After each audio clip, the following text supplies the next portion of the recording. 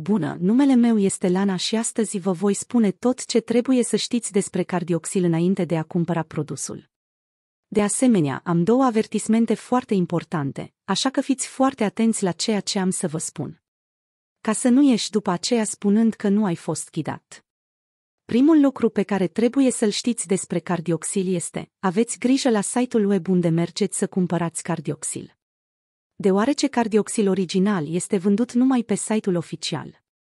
Și pentru a vă ajuta, am lăsat linkul către site-ul oficial mai jos, în descrierea acestui videoclip. Deci, ce este cardioxil funcționează cu adevărat? Iar răspunsul este: da. Cardioxil este un supliment alimentar al cărui curs terapeutic restabilește pe deplin tensiunea arterială și menține astfel sănătatea mușchiului cardiac. Studiile au arătat că acest supliment poate chiar vindeca hipertensiunea cronică și acționează ca o măsură preventivă eficientă pentru bolile legate de inimă și de vasele de sânge. Dar există ceva foarte important despre acest produs pe care trebuie să-l cunoașteți înainte de a-l cumpăra.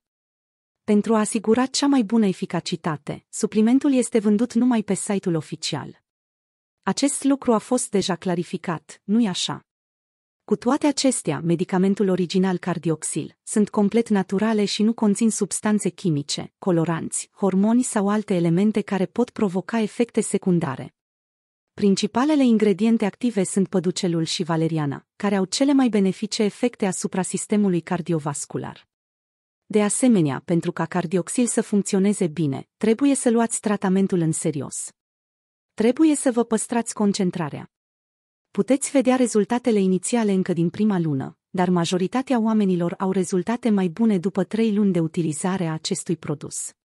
De asemenea, este important pentru: știți, cardioxil nu are efecte secundare, deoarece este natural. Deci, asta este, am vrut să înregistrez acest videoclip, în primul rând pentru a vă spune să fiți atenți la site-ul unde mergeți pentru a cumpăra cardioxil și, de asemenea, dacă cumpărați produsul, faceți exact tratamentul. Nu uitați să țineți cont de faptul că rezultatele DVS vor fi foarte diferite de ale oricărei alte persoane, deoarece corpul DVS acționează într-un mod unic. Sper cu adevărat că acest videoclip v-a ajutat și sper, de asemenea, că cardioxil vă ajută foarte mult să vă îmbunătățiți viața și vă aduce alte beneficii.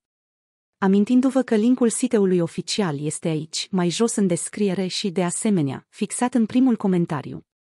Deci, asta e tot, Dumnezeu să vă binecuvânteze și să ne vedem în curând.